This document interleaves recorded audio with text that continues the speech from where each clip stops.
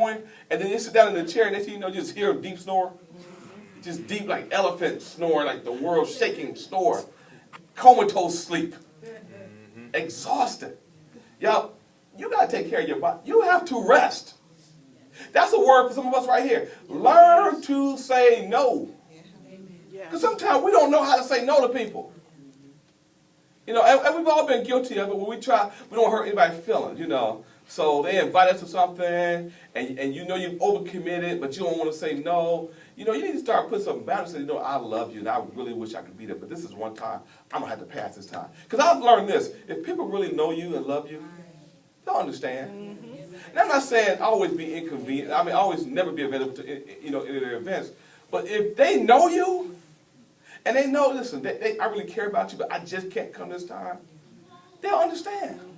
Be wary of friendships that require you to always be on the go to prove that you're my friend. Amen? Especially a lot of times, Father, it's not reciprocated. A lot of folks want you to be there for them, and they aren't necessarily there for you, but they like to guilt trip people. And then you find yourself in not just depressed mode, in the performance mode. I've got to perform to keep us, in a close relationship. Be wary of that. Another time is after huge disappointment in life. You ever been wanting something or expecting something and it didn't turn the way you thought it was going to turn out?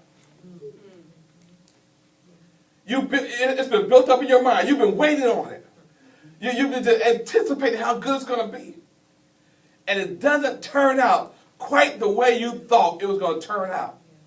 Maybe you planned a big gathering and invited all the people who you thought were close to you. Right. And out of all the 100 invitations you sent out, only 3 people showed up and 2 were late. Huge disappointment. You worked hard for that promotion. You did all the work. You stayed all the extra hours. You know that they could not have done what they've done had it not been for you being there. But your humility said that I'm a service unto the Lord. And then when it comes time for the promotion, they pick somebody else who has not done half what you've done. And you know they're not qualified for it. That's a huge disappointment. And if we're not careful, when those disappointments in life come, we can allow ourselves to become depressed, heavy, disappointed, drained, and if not taken care of, bitter. One other time, we have to be very careful about depression. And sometimes we wouldn't necessarily think this way, but it's after a major victory and accomplishment. Because, see, when things are already downhill, you kind of expect stuff. And sometimes when you have a great victory, your guard goes down. And the devil knows that you are most vulnerable after you've already had success. Because once you've had success, sometimes we have this mindset, oh, I've already achieved this, so the next thing is going to be very easy. And we let our guard down. It's almost like getting in a fight with somebody, and you get the first lick in, and you hit them, and they look stunned, and you like telling your boys, like celebrate, yeah, he wasn't ready, bam. You know what I mean? You done hit him so hard, you thought the fight was over, and he was just getting recharged. And now you got hit. And so you got to be on your guard. When you've had victories in life, be on your guard. Matter of fact, King David, he failed because he got too comfortable. You go back and read. When he had so much victory, when the time for war came again, he was just chilling. Y'all go, y'all can handle it. I'm good. So you got to be on your guard. So there are certain times that depression is more prone to kick in for us. And we see that by Elijah's life. Here it is. He finds himself running from her. And the first thing he does, which is, we have a tendency to do this thing, he sends away his servant. He sends away his servant. So this is the steps of depression. First off, to be depressed, to be good and depressed, isolate yourself. Isolate yourself. You know, when you start feeling that, oh, well, I don't really want to be around nobody. Can't nobody ever reach you. You won't turn nobody's phone calls, nobody text, nobody email. People come by your house. You see them, but you're not getting up. You begin to separate yourself. Listen. The devil loves, don't get me wrong, we all love some a long time. How many of y'all love the house to yourself sometime? Oh, this is my people right here, Jack. Y'all are my peeps. I'm telling you. Because my family know on Saturday, I love for everybody to be going out the house. That's like the best day of the week. I'm like, there have been times I told my daughter Jay, I said, you got to find somewhere to go. I don't know where you're going today, but you got to get up out of here. Amen. You know, not that I don't love you, but that's my day to myself. But that evening, I'm good. I come on back home.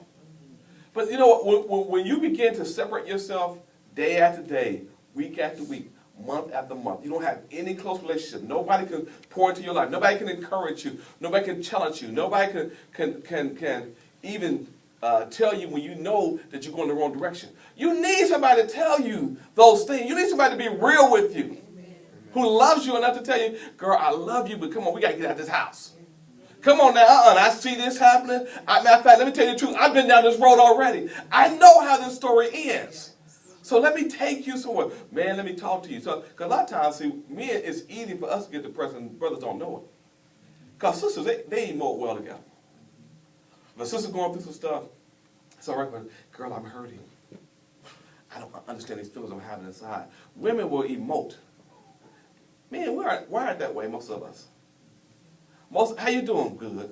Dude, no, you're not. I mean, deep down inside, we know we're not, but it's hard for us to tell one another. That's why, man, you have to be transparent. Brothers are born for the day of adversity. That's right. You know, we're supposed to be iron sharpening one another. That's why, literally, you have got to hook up with other brothers if you're going to have a victorious Christian life, man. I'm talking to the men now because I know women are more prone to do this. Men, you have got to learn to be transparent with one another. In a safe environment. I understand, you know, we're not going to be all hugging together, singing Kumbaya all the time together. Okay, I get that. But it's okay for brothers to cry together. Amen? Amen. It's okay for brothers to say, yo, man, I'm going through stuff. Could you pray for me? Would you, man, I need your help right now. Nah, I'm good. I'm going to be all right. No, you're not. You need that, man. And so, we understand, first off, if you get by yourself too long and you don't have anybody to pour into you, he dumped his servant off, man. Okay, I'm going to go by myself for a while. You just go head on. Because he just, sometimes you ever had a time when you want to have a pity party? Yeah. When you just want to feel sorry for yourself? And make your flesh feel good. I mean, we've all had those times. You know what? It's okay to have an occasional pity party. You don't want to have a whole week-long celebration. You don't want to have a Mardi Gras pity party. You know? Because I'm going to tell you, after a while, people get sick of your pity. Yes. Right. People ain't going to pity you too long. Amen. Especially not this generation. They're going to pet you up for about 8.2 minutes. All right, you good? All right, bro. Have your pity party, cry your crocodile tears, and then get over yourself. And get to moving on. Next step into depression, after you get by yourself, is to begin to focus on all the negative things in your life. Oh, man, everybody screwed up but me. I'm the only one can't find a date. Aww. That right there starts your depression, don't it? Yes. Come on, tell the truth, singles. Tell the truth. Come on. Yes. Don't it? Yes. Oh, everybody got a man but me. Can't get a man. Can't rent a man. Can't find a man. Ain't no man around. It ain't just women, brothers too. Can't find a good. I'm so sick of brothers posting stuff on Facebook about women and can't find a good woman. That's why you can't find one. They know you're a loser. Quit putting it on Facebook. I saw a dude from high school yesterday with school. I said, man, come on, you're too old to put those, man. We almost 50. Come on. Come on, bro. I wouldn't date you if other woman put this on Facebook.